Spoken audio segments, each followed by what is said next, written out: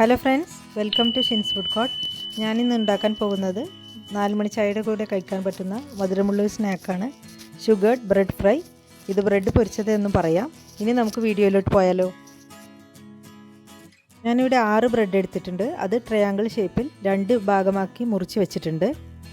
ഞാനിവിടെ ഒരു ബൗളിൽ 1/4 കപ്പ് പാലെടുത്തിട്ടുണ്ട്. അത് തിളപ്പിച്ച പാലാണ്. ചൂടാറിയതിന് ശേഷമാണ് ഇങ്ങനെ ഉണ്ടാക്കാൻ നല്ലത്. ഇനി നമുക്ക് പാലിലോട്ട് 3 ടേബിൾ സ്പൂൺ പഞ്ചസാര ചേർക്കാം. അധികം മധുരം ചേർത്താൽ നമ്മുടെ ബ്രെഡിന് നല്ലൊരു ടേസ്റ്റ് കിട്ടുകയില്ല. മധുരം ബാലൻസ് ചെയ്യുന്നതിന് വേണ്ടി നമുക്കൊരു നുള്ളു ഉപ്പ് കൂടി ചേർക്കാം.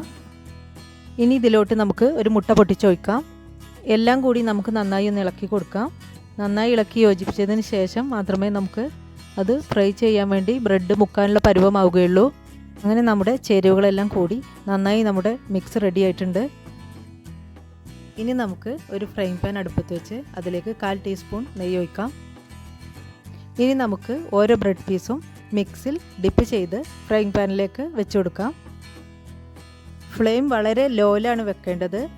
അതാവുമ്പോൾ നമ്മുടെ ബ്രെഡ് നല്ല ടേസ്റ്റിൽ സാവധാനം ഫ്രൈ ആയി കിട്ടും. ഇതാണ് കഴിക്കാൻ ടേസ്റ്റ് ഉണ്ടാവുക. മീഡിയം ഫ്ലെയിമിലും ഹൈ ഫ്ലെയിമിലും ഒക്കെ വെച്ച ബ്രെഡ് പെട്ടെന്ന് കരിഞ്ഞു പോകും. ബ്രെഡിന് മുകളിലൂടെ നമുക്ക് 1/4 ടീസ്പൂൺ നെയ്യ് കൂടി ഒന്ന് ചേർത്ത് കൊടുക്കാം. ഇനി നമുക്ക് ബ്രെഡ് ഒന്ന് തിരിച്ചിട്ട് കൊടുക്കാം. ഗോൾഡൻ ബ്രൗൺ ആകുമ്പോഴാണ് തിരിച്ചിടേണ്ടത്.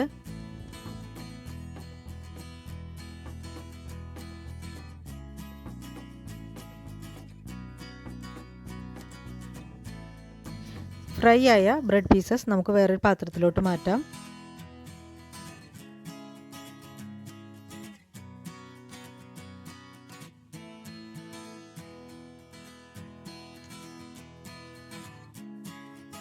ഇതേപോലെ ഈ സെയിം സ്റ്റെപ്പ് വെച്ച് ഞാൻ രണ്ടാമത്തെ ട്രിപ്പ് ബ്രെഡും പൊരിച്ചെടുക്കുന്നുണ്ട്. അപ്പോൾ നമ്മളിവിടെ ടോട്ടൽ 12 ബ്രെഡ് പീസ് നമ്മൾ ഫ്രൈ ചെയ്തെടുത്തിട്ടുണ്ട്.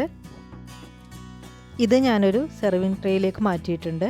ഞാനിവിടെ 8 പീസ് മാത്രമേ വെച്ചിട്ടുള്ളൂ. അങ്ങനെ നമ്മളിവിടെ കഴിക്കാൻ സ്വാദുള്ള ഒരു ബ്രെഡ് ഫ്രൈ തയ്യാറാക്കിയിട്ടുണ്ട്. അപ്പോൾ ഇതെല്ലാവരും ട്രൈ ചെയ്യണം. വെറും പാലും മുട്ടയും ബ്രെഡും കൊണ്ടാണ് നമ്മൾ ഇത് ഉണ്ടാക്കിയെടുത്തിട്ടുള്ളത്. ഇത് വളരെ സ്വാദേറിയൊരു സ്നാക്കാണ്.